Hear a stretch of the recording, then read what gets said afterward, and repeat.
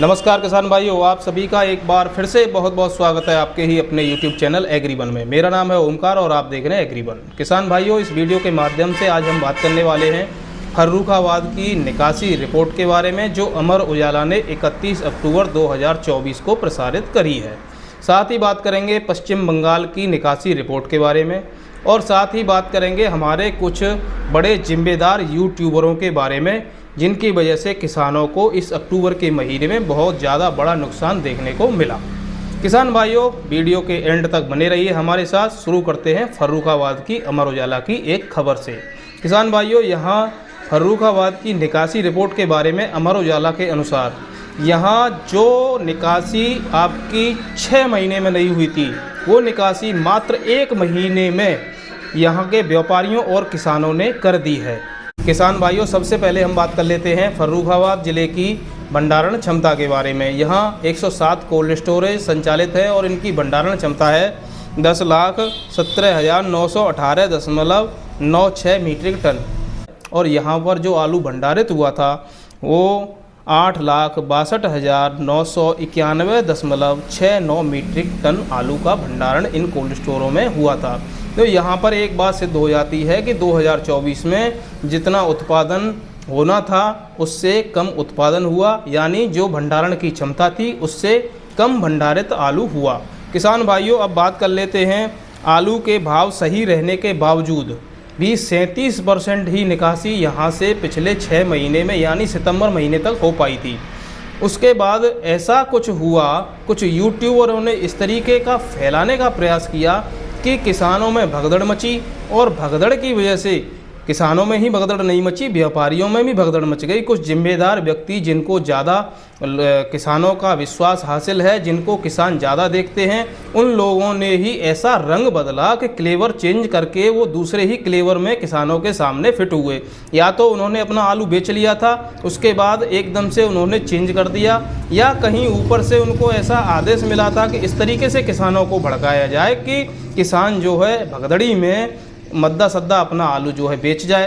तो इसका रिजल्ट अमर उजाला की इस खबर से हमें प्रमाणित होता है कि जो निकासी 6 महीने में 37% थी, वो निकासी 1 महीने यानी अक्टूबर के महीने में ओनली 1 महीने में 50% तक जा पहुंची। किसानों और व्यापारियों ने केवल 1 महीने में मिलकर के कोल्ड स्टोरों से आपका 4,25,886.39 मीट्रिक टन आलू मंडियों और अन्य जगहों पर बेचने के लिए और खेत में बीज डालने के लिए निकाल डाला। अभी कुछ बीज निकासी अभी भी हो रही है, तो इसमें थोड़ा और इजाफा हो सकता है। किसान भाइयों, अब आप अंदाज़ा लगाइए कि ये जो फर्रुखाबाद में भंडारित आलू था उसकी 50% मात्रा थी, यानी 1 महीने में 50% आलू कोल्ड स्टोरों से बाहर हो गया। और इसका रिजल्ट हमको मंडियों में भी देखने को मिला।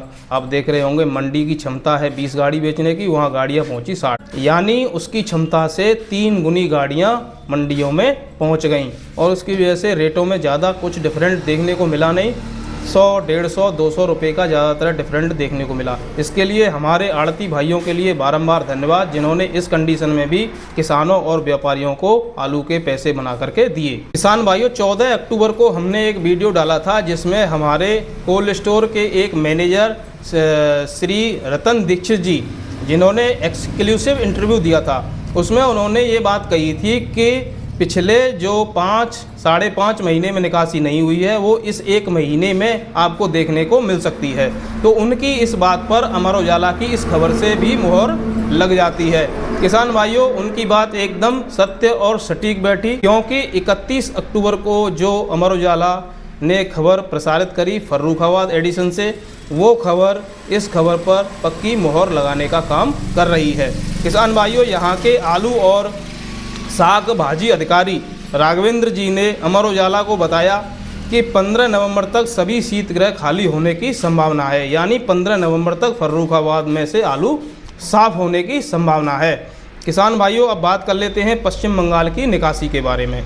पश्चिम बंगाल की अगर होली की बात करें तो यहाँ 3,47,51,774 पैकेटों का भंडारण हुआ था। और निकासी की बात करें तो 2,60,92,752 पैकेटों की यहाँ से निकासी हो चुकी है। परसेंटेज वाइज देखें तो इसका बनता है 75.08%।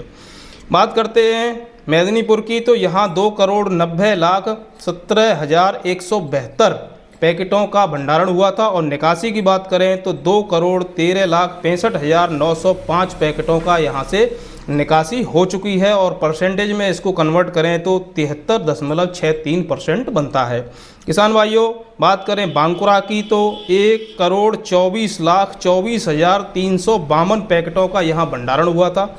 और बात करें यहाँ की निकासी की, तो यहाँ से 90,59,417 पैकेटों की निकासी अब तक हो चुकी है। इसको बनाएं अगर हम परसेंटेज में तो 72.91% बैठता है। किसान भाइयों, वर्धमान की बात करें तो यहाँ 2,09,62,758 पैकेटों का भंडारण हुआ था। और बात करें यहाँ की निकासी की, तो 1,56,21,270 पैकेटों की यहाँ से निकासी अब तक हो चुकी है। परसेंटेज में बात करें तो 74.51% बनती है। बात करें बीरभूम की, तो यहाँ 34,25,648 पैकेटों का भंडारण हुआ था। और बात करें निकासी की, तो यहाँ से निकासी 25,34,980 पैकेटों की अब तक हो चुकी है। परसेंटेज में देखें तो 74% बनता है। बात कर लेते हैं मुर्शिदाबाद की, यहाँ 11,64,287 पैकेटों का भंडारण हुआ था। और निकासी की बात करें तो 9,06,562 पैकेटों की यहाँ से निकासी अब तक हो चुकी है। परसेंटेज में देखें तो 77.85% ये बनता है। किसान भाइयों, बात करें हावड़ा की, तो यहाँ 20,33,252 पैकेटों की आवक रही थी, यानी भंडारण हुआ था। और अगर निकासी की बात करें तो 15,99,855 पैकेटों की अब तक निकासी हो चुकी है। और इसको अगर हम परसेंटेज में कन्वर्ट करके देखते हैं तो परसेंटेज आपकी बनती है 78.68%। बात कर लेते हैं नॉर्थ बंगाल की। नॉर्थ बंगाल में यहाँ 2,17,25,000 पैकेटों का भंडारण हुआ था। और निकासी की बात करें तो 1,69,45,500 पैकेटों की यहाँ से निकासी अब तक हो चुकी है। परसेंटेज में कन्वर्ट करके देखें तो 78% के लगभग ये बैठता है। बात करें टोटल की, ओवरऑल की, तो यहाँ 12,55,04,243 पैकेटों का भंडारण हुआ था, यानी ओवरऑल बंगाल की बात कर रहा हूँ मैं अब। और अगर निकासी की बात करें ओवरऑल बंगाल की, तो 9,41,26,241 पैकेटों का यहाँ से निकासी अब तक हो चुकी है। और इसको अगर परसेंटेज में कन्वर्ट करते हैं तो इसकी परसेंटेज बैठती है 74.99%। इसको हम 75% मान सकते हैं। किसान भाइयों, बंगाल की निकासी रिपोर्ट, साथ ही हमारे फर्रुखाबाद क्षेत्र की निकासी रिपोर्ट आपके सामने है। अपने बुद्धि विवेक से अपने आलू को निकालिए। किसी की बातों से, कहने से ना तो आलू को रोकिए, ना ही आलू को बेचिए। अभी आगे 15 नवंबर तक फर्रुखाबाद साफ होने वाला है, आपको पता ही है, अमर उजाला की खबर है। इसको प्रमाणित करने के लिए किसी मोहर की ज़रूरत नहीं है। बड़ा अखबार है, किसी जिम्मेदारी से ही खबरें छापता है। किसान भाइयों, इस वीडियो में इतना ही। मिलेंगे किसी अगले वीडियो में, और तब तक के लिए नमस्कार, राधे राधे, जय हिंद, जय भारत।